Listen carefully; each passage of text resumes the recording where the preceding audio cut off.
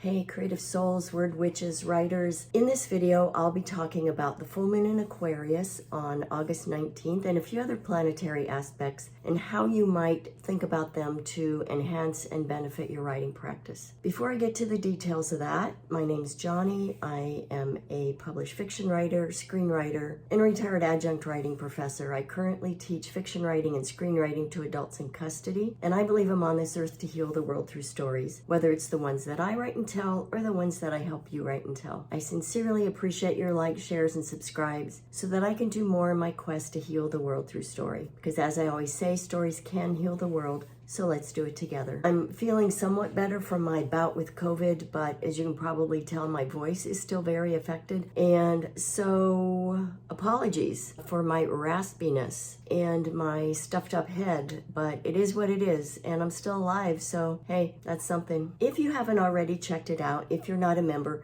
please check out the links in the description. Learn more about my Alchemy of Writing membership group, which you can still get for the founding member price of $18 a month. Learn more about what you get with that, what you will get in the future. And I will just say this, you will maintain your founding membership price for the lifetime of your membership. And that includes everything that's included now, plus everything that I add to the group in the future. So it's gonna be a real deal. I think it is right now, honestly, but it will be even bigger and more cost-effective for you the longer that you're in it. So now let's get to the matter at hand, the full moon in Aquarius. As always, I've consulted a few of my favorite astrologers, and I take their interpretations about the planetary movements, and then I interpret those about writing and writing practice and how you might be able to use them to enhance yours. I will also put links to their channels and their videos that I watched in the description, so you can check those out further if you like. So I've made some notes to kind of try and tie all this together because there's so much happening right now. I feel like I might be a little all over the place, so apologies in advance. But if you can, just sit back and relax and take in this video as you would a Virginia Woolf novel. Not that I'm comparing the two, mind you, but if you've read Virginia Woolf, you know how you can be reading along and feel like, what the hell's happening here? And then you get to the end of it and it's like the message, the essence of it all just has kind of slowly washed over you. And then you know. Sort of like an impressionist painting, or if you look at the little dots up close, they're just a bunch of little dots, but when you stand back and look at it, then you can see the whole beautiful picture. All right, so keep those in mind as you watch this video, and I hope you get something out of this because there's a lot. All right, so first, when we think about the fact that this full moon is in Aquarius, and if we think about Aquarius being visionary and being a rebel of sorts and a humanitarian, and also it's about freedom and individuality, right? So this is a big, expansive time, and there are even more reasons that make it more expansive, and I'll tell you about those in just a minute. So this full moon is about visionary, life-changing transformation, and that sounds really big, but when we look around us in the world, what's happening, we can see it on a larger scale, and as they say, as above, so below. So what's happening in the heavens is happening down here on earth, is happening within each one of us, and vice versa. So one is feeding the other, is feeding the other, and we can either fight it or go along with it. So this is really, I mean, full moons are always about letting go of things that aren't serving us, but this one in particular is about that, and it's about really looking forward about what will be and believing it, not just wishing, oh, it'd be nice if this were the case. No, this is about taking steps now to make the future be what we want it to be. And I'll talk more in a minute about what that might mean for a writing practice. So this means there's going to be a lot of unknowns swirling around us, and for some people that's very disconcerting, but for others it's very exciting because when we're caught in a swirl like this, it means that anything is possible and we're not limited. One of the first astrologers I looked at for this full moon was Kaypacha. He's an interesting guy. If you don't follow him, I recommend him. He has a very interesting, I think, and unique way of viewing the planetary aspects, and I really enjoy the way he talks about it. And he's kind of funny and offbeat, and I just find him enjoyable. So he talks about, in addition to this full moon, there's this T-square that we've been experiencing and are kind of in the middle of. So Venus is going into Virgo. Maybe it already has by now, by the time I record this, which is moving into opposition with Saturn, which is squaring Jupiter. And there's also a conjunction with Mars. So what the hell does that all mean? I will do my best to talk through this based on what he has said, but it's a lot. It can feel kind of like a log jam of sorts, but it's also kind of, I'm feeling as these energies that are sort of coming together, they maybe aren't the most comfortable energies, but they're doing something really important. It's kind of like a lab experiment is how I'm thinking of it, where there's something bubbling under the surface and things are going to break. Something's going to happen. Something's going to boil over and change things. So again, we can look at this on the cosmic level. We can look at this on the political level. Yes, please.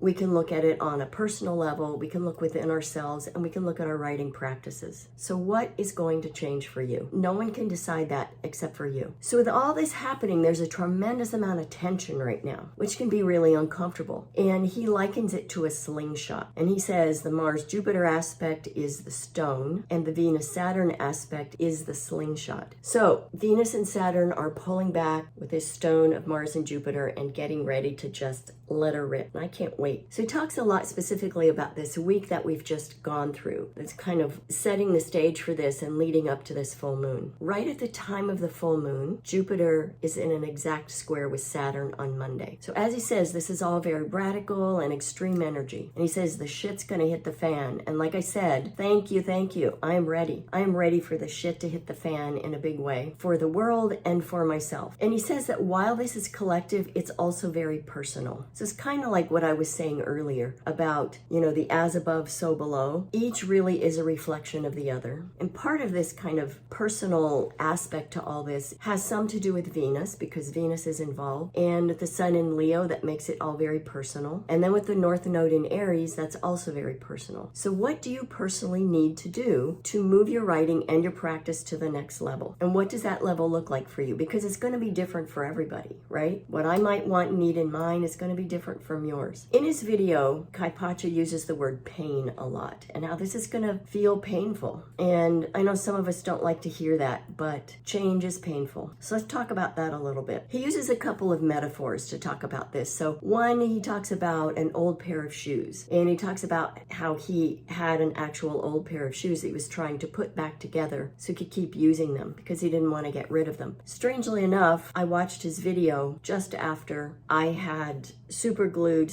a pair of sandals back together because I want them to last through the rest of the summer, because there's just that much of summer left, which makes me very sad. That's a whole other thing. And in the process of super gluing these sandals back together, I glued one of the brackets I was using to hold them together to the sandal, and then also, it was these fingers, I glued these together. So it was semi-productive, but very messy, as I seem to be much of the time. So this is a time where he says we need to really question trying to make old things work that just have really served their purpose, and it's time to retire them. And when I sit back and think about my own life and my writing and just everything in general, I don't know about you, but I can see so many things, and I'm so over the same old, and I'm ready for something new. Even though it scares the shit out of me, I'm ready for something new. He also uses this metaphor of a plant that has become root bound and has outgrown the pot that it's in. So maybe the plant's not dying, but it's certainly not thriving. And if left long enough in there, chances are it will die. So this is kind of where we are right now with all this energy. And,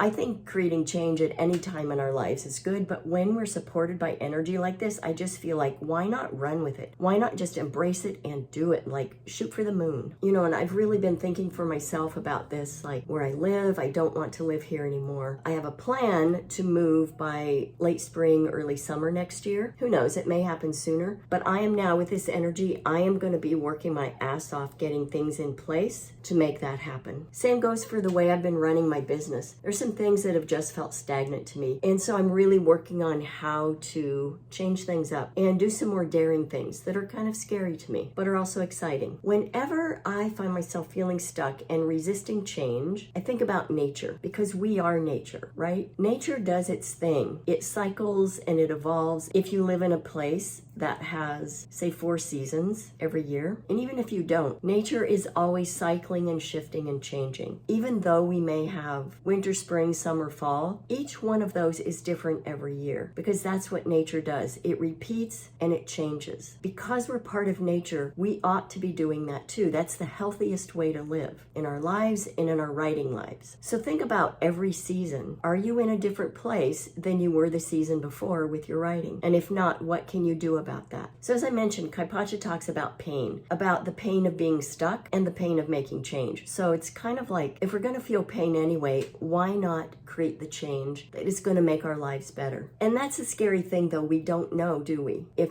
changes we make are going to make our lives better. But sometimes different is better than the same old, same old. But it really is now time to expand in so many ways. He talks also about structures ending, structures toppling, like institutions, kind of the fall of the patriarchy, which, oh my goddess, am I ready for that? And I can't believe it's going to happen in my lifetime. I actually believe we're going to see that happen in my lifetime. So things are dissolving, things are ending, and it's like kind of like the ground is moving beneath us. And so this is what those uncomfortable feelings can come from. And he talks again about the shoe analogy. Even though we get a new pair of shoes, doesn't mean they're super comfortable right from the beginning. So you have to be willing to kind of put on a new skin, step into a new skin, and just feel uncomfortable for a while and know that we will grow into it. So if something is not serving you in your writing practice, whether it's the time of day you're writing, how much you're writing, what you're writing about, if you're feeling stuck and stagnant and something just isn't serving you, now is the time to change it and just let yourself be okay with being uncomfortable for a while. I don't know if you've experienced this, but if you've ever repotted a plant, you can kind of sense that this plant in its newer, bigger space is kind of like, wait, what's going on? And it kind of just, I can feel the plant for a few days, a couple of weeks, just kind of sitting there going, okay, I'm getting used to this. It doesn't do much. It's just kind of holding space for itself. That's what we need to do right now. Make the change, create space for the expansion to happen, and just hold space for ourselves to grow through the uncomfortable part of it. So it's time to let go of the known, let go of security, and let go of the past, even though you want to resist. It's really time to zero in on your own personal rhythm. And this could be, again, the practice itself. It could be your writing style, the rhythm of your language that you use when you write, the syntax of your sentences. It's time to zero in on your own growth as a writer and really where you want this writing habit, practice of yours to go, which then becomes your destiny. What is your destiny going to be in the world as a writer? And I said earlier to think really big. Think so big that you embarrass yourself. And no one else has to know what you're thinking. You don't have to share that. In fact, I would say don't. I talk about this a lot. Like, I think it's really important to know when to share things. And I think now, this stage that we're in with our own evolution, I think it's important to hold things close to our hearts and protect them. When we do this, though, it means we have to accept risk. And risk is a scary thing. But as he says, if we don't embrace this and do this, then ultimately what's going to happen is our power will wane. And he says we'll fall into the wound of Chiron and Aries, which is all about powerlessness. And we don't want that. I don't want that for me, and I don't want it for you. He also says to remember, and I really love this, that when we set a goal, it's not the end. So as an example, I set a goal to finish the 5th draft of my novel during the pandemic. And I did that. But then I wasn't done because then I had to write a query letter and I had to start querying agents, which I'm still doing. I had to start pitching, which I love doing. And I have to keep doing that. So this is the next phase of the writing of the novel. The next phase is finding someone to help me get it out into the world, whether it's an agent or a small press. And I'm approaching both right now. Once that happens, then say when a publisher accepts it, then comes the next phase. So every time we set a goal, there's a new goal that automatically comes into play if we want to keep moving forward. And it can all feel like a lot, but like he says, it's not over until we're dead. So I plan to live a long life still. So I've got time, and so do you. Which takes me back to nature. I have no doubt that nature will keep cycling and changing. So why not me? Why not you? It's inevitable. We are our nature. We just get in our own way, whereas nature does not. And he reminds us that there is no better way to create this kind of change than the quieting of the mind, which I thought was interesting. So I unwittingly offered my Do Nothing Challenge, which just ended. Today was the last day. I'm recording this on Saturday the 17th. And I did this week-long Do Nothing Challenge to encourage people to build doing nothing, so basically quieting the mind, into their writing practice. I recommend approaching this time as kind of a dismantling of what is, of what has been, and use it as a chance to create a whole new environment for yourself and your writing. So maybe it means that you completely reconfigure your writing practice and what it looks like. It might mean where you do it, how you do it, when you do it, how long. It might mean that you completely tear apart a story that you've been working on. It might mean that you add something to your practice that you've never done before. Maybe you start using a new tool. Maybe you've been resistant to using tools. I'm actually going to send my email list, a list of my top 5 favorite recommendations for tools for writers. So if you're curious and you're not on my email list yet, there will be a link in the description so that you can get on it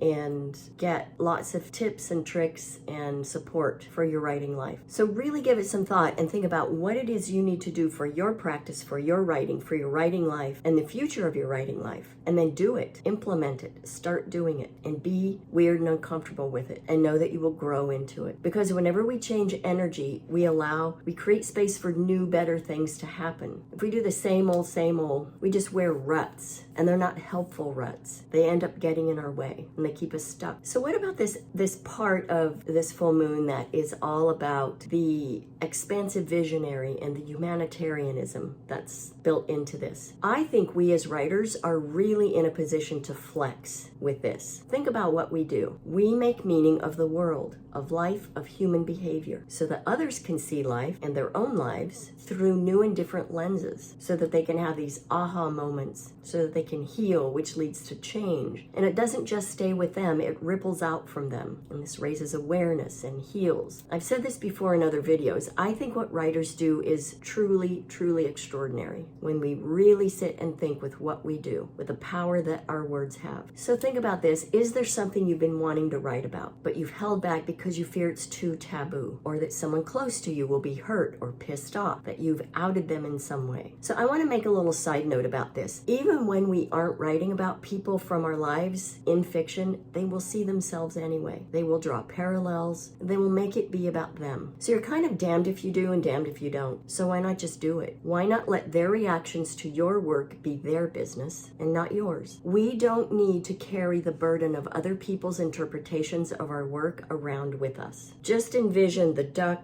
and the rain flowing off the back. That's what we need to do. And if you've written a character that doesn't behave so well and someone accuses you of outing them or writing about them, well, they've just told on themselves, right? So let them sit with that. Let them sort out their own stuff. What you're doing for them is you're raising their awareness and you're helping them grow. All right, so let's talk now for a minute about Nadiya Shah's interpretations of this time. In a video of hers that I watched, she specifically talked about Mars and Jupiter in Gemini as a divine meeting. So like she says, Mars is adrenaline, Jupiter is expansion. So this is quick, fast, hard expansion. And one thing Kaypacha talked about, another analogy he drew was, do you remember when you were a kid and you had growing pains? When your bones are growing faster than the muscles and ligaments can support? And those I remember painful leg aches at night. That's kind of where we are. So Nadiya talks about this Mars conjunction with Jupiter squaring Saturn as being one of the most important points of the year. And she says that the more rare an energy is, the more potential it has for consequence. So what kind of consequence do you want to see in your writing life? Remember, consequence doesn't have to be bad or negative. But I kind of alluded to this earlier, to think so big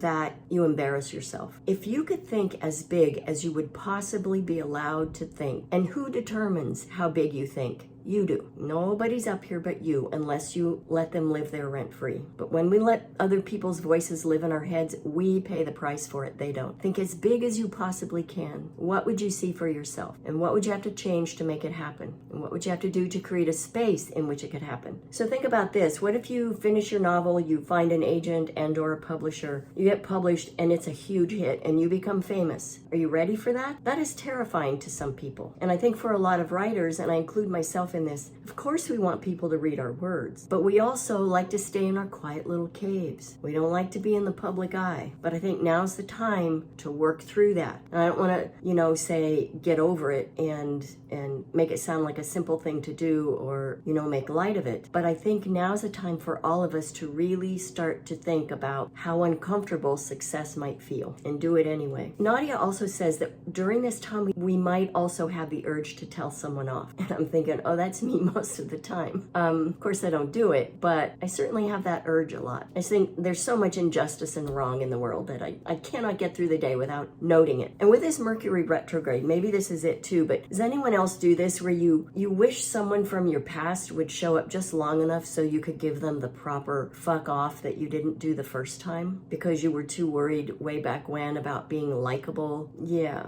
I have a couple of those. But anyway, I digress. And I think the point of this is if we are in a place where we have this urge to tell someone off, if it's someone from our present or our past, because this also is a time, like I said earlier, of letting go of things that don't serve us. This could mean people. I swear my life has become a revolving door and I'm okay with it. I used to really hold on to people because I felt like once a connection was made, I needed to maintain it. And my life became so much better when I just started to let that shit go and let people go. And the ones that stick, stick. And the ones that don't, okay. My life is a lot calmer. I mention this because I think these things also impact our writing practices. I talked in a webinar I did recently about one of the things that can really sabotage you in a writing practice is drama with other humans. The fewer I have in my life, the better. And I do this out of protection for my own serenity and peace of mind and my ability to create. Because when I get all distracted by drama, it's harder for me to write. And I would just rather write than have a bunch of people in my life. Just a small handful. They're plenty. So she says using a measured strategy right now. So the point of all this, the reason I'm talking about all this is if you feel the need to tell someone off, maybe it means you need to let someone go from your life. Could be that maybe you need to write about something. Maybe your telling someone off needs to go into a piece of writing. Maybe it needs to be about something that the world needs to know about and you need to get it out in the world. She also says that we may experience a time of a lot of Freudian slips, which I have to say I love a good Freudian slip. I think they're not only funny, but they're very telling. So maybe this will show up in your writing. Maybe it will add some texture to some dialogue or character development. Maybe it will expose something that hasn't been seen before, and you can clue your readers into the deeper psychology of a character. So Nadiya says it's time to make the unconscious conscious, and I like this a lot. I think it's always a good time to make the unconscious conscious, because after all, I think that's what we writers do. So if the energy is supporting it, then I say really go for it, because I really love the way writing helps me delve deeper into my shadow side. In fact, I really live for that. I love that. Maybe it's my Scorpio moon, but I really love embracing my shadow and seeing what it has to teach me. And I have so many stories, I won't go into them in this video, about how my writing has done that, kind of led me back to myself. Some have been big, some have been small, but it's always exciting and it makes me laugh when it shows me this and I realize how much I really know about myself. And this is true for everybody. So this hiding that we do, we hide certain information we have about ourselves. We all do this because honestly, it's not a weakness. We can only grapple with and process so much at one time, right? So it's kind of like our subconsciouses dole this out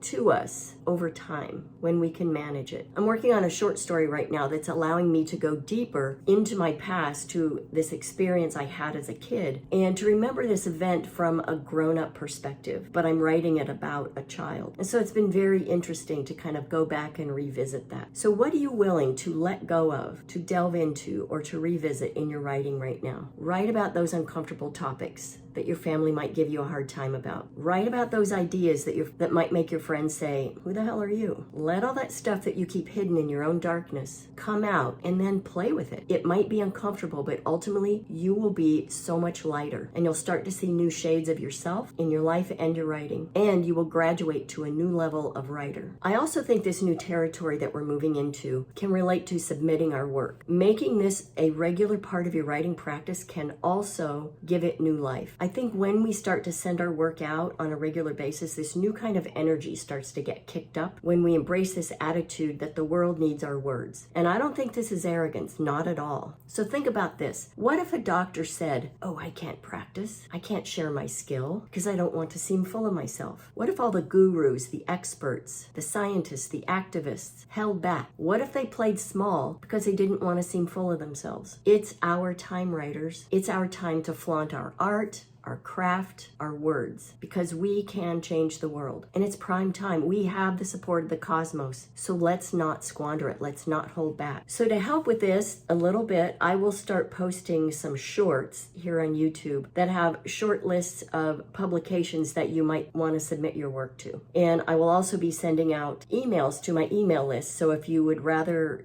get the information that way, you can once again get on my email list, link in the description, so that you'll be getting those among other helpful tips and tricks and support for your writing life. All right, so we're almost done here, but there's one last person that she's new to me. I just discovered her. Her name is Faith Hunter, and she talks about the fact that this full moon is a sturgeon full moon. So every full moon has a name. So what's the significance of that? Well, I know something about this because I used to hold full moon attainability gatherings online for writers, and I distinctly remember the sturgeon full moon. So part of the significance of calling it a sturgeon full moon is that for Native Americans, this was a prime time for them to catch this fish. It was in August every year. And this is a massive fish that has a long life. And so the fact that they could catch this fish with a lot of meat on it, it would last them for a long time, and they would smoke it. And it was very sustainable for them over a long period of time into the winter. Some people have called these living dinosaurs because of the length of their lives and because of their size. So as an example, I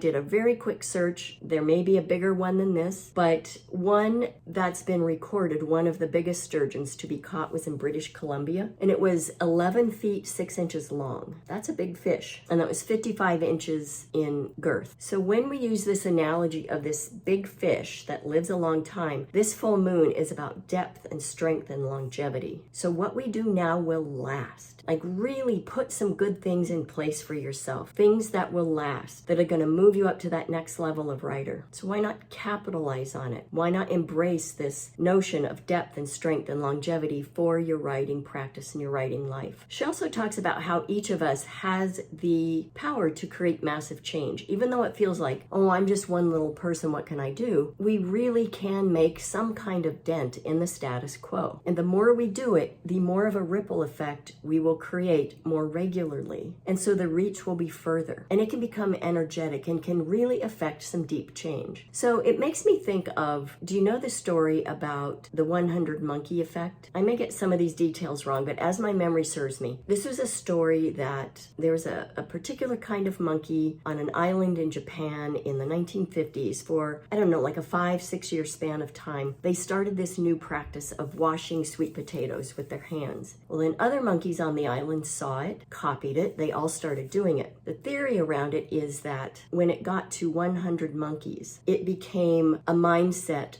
of all the monkeys of that species or breed. And so monkeys in other places, this particular kind of monkey in other places in the world, picked up this habit of washing sweet potatoes with their hands. Now, some say this story isn't true, some say it is. I don't know if it is or not, but I love what it teaches us. And that is the energetic effect of a mind shift. And mind shift goes hand in hand with daily practice. Because think about before you were a writer and you thought, oh, I could never write that kind of thing or that, and now you're doing it. That's true for everything in life. So think about that 100 monkey effect when you're writing, because when we write in isolation, put our words on a page, then once they're out in the world, they can have the same kind of effect. They land on certain people, causes those people to think differently, behave differently, which then impacts the people that they interact with, and then before you know it, it's a new thought. It's a pervasive new thought. That is powerful. That's what we can do. So it's not only the words that can create change, it's the change that's generated by the words that spreads and spreads and spreads and stays long after we're gone. So what we're faced with here is some really lovely support to make some pivotal change in the world. And I'm really excited about that. It isn't going to feel easy breezy and comfortable, but we're in this together, aren't we? Like we writers, we have each other and we're all doing the same thing. We are responding to our impulse to share our brilliant ideas and our meaningful stories with the world and create change in the process and to heal in the process. So let's be part of that movement, all right? So with all that said, I hope you'll join my Alchemy of Writing membership group or get on my email list and get all my tips and tricks and support, because I truly do, from the bottom of my heart and soul, I want you to write. It's my mission and purpose in this life is to write myself and to help other people write as well, because it's not an easy thing to do, but yet we have to. If we're called to do it, we have to. So let's do this together, writers. It's time to let go. It's time to get uncomfortable and be as big and radical as we know we are. Sending you mad writing mojo. Happy writing.